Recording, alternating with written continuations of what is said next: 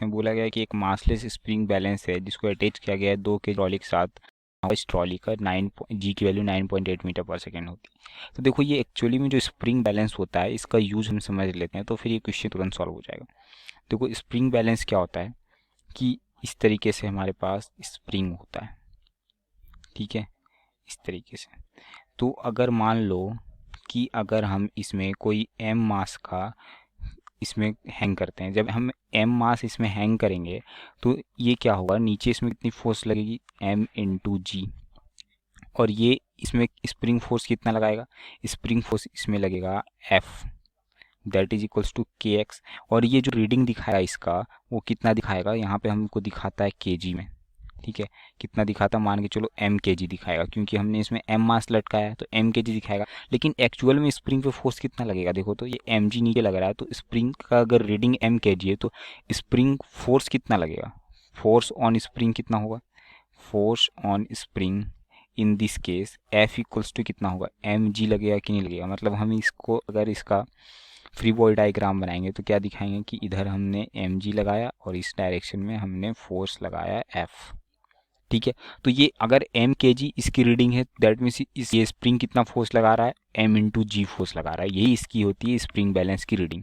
तो बस यहाँ पे क्वेश्चन सॉल्व हो गया हमारा। अगर ये कितना दिखा रहा है, 10 के जी का दिखा रहा है रीडिंग, ठीक है, दैट मीन्स ये स्प्रिंग इस पर कितना फोर्स लगा रहा होगा, कितनी फोर्स से ये इसको खींच रहा होगा, दैट मीन्स ये फोर्स खींच रहा होगा 10 इंटू जी से, ठीक है। हमने जैसे यहाँ देखा कि अगर इसमें एम के जी लटकाते हैं तो इसकी रीडिंग अगर एम के जी दिखाती है तो ये इसको कितने फोर्स लगाता है, एम जी। तो इसमें 10 के जी रीडिंग दिखा रही है तो 10 इंटू जी से खींच रहा है।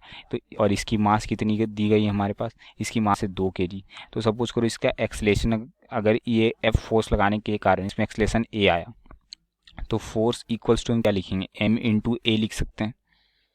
समझ में आ रही बात, क्योंकि जितना फोर्स हम इसमें लगाएंगे उसी कारण तो इसमें एक्सलेशन आएगा। तो सपोज करो हमने एफ फोर्स लगाया, इसमें एक्सलेशन ए आया और इसकी मास 2 के जी, तो फोर्स इक्वल्स टू क्या होगा, M into N, Newton second law of motion से हम ये चीज़ कह सकते हैं कि अगर कोई मास एम मास का बॉडी है, अगर उसमें हम फोर्स एफ लगाते हैं इसके कारण इसमें एक्सलेशन ए आता है तो फोर्स किसके बराबर हो जाता है, एम इंटू ए के बराबर। तो सेम चीज़ यहाँ पे हम भी यूज़ कर रहे हैं, ठीक है। तो यहाँ पे देखिए, तो m की वैल्यू हमारे पास कितनी दी गई है, यहाँ पे m की वैल्यू दी गई है 2 के जी। फोर्स तो हमने निकाल लिया 10 इंटू जी, तो वैल्यू पुट कर देने हैं तो यहाँ पे 10 into G equals to 2 into इसका एक्सेशन ट्रॉली का, तो ये हो जाएगा 10 into 9.8 equals to 2 into A. तो जो एक्सलेशन आएगा वो कितना आ जाएगा, 10 into 9.8 divide by 2 metre per second square. तो एक्सलेशन कितना आ जाएगा, 98/2 मीटर पर सेकेंड स्क्वायर, और एक्सलेशन की जो वैल्यू आ जाएगी वो कितनी आ जाएगी, 49 मीटर पर सेकेंड स्क्वायर। मतलब इतना एक्सलेशन इस ट्रॉली में आ जाएगा इस स्प्रिंग बैलेंस, ठीक है। तो हमारे पास जो आंसर होगा वो कौन सा होगा, ऑप्शन नंबर 3 करेक्ट आंसर होगा, 49 मीटर पर सेकेंड स्क्वायर। इस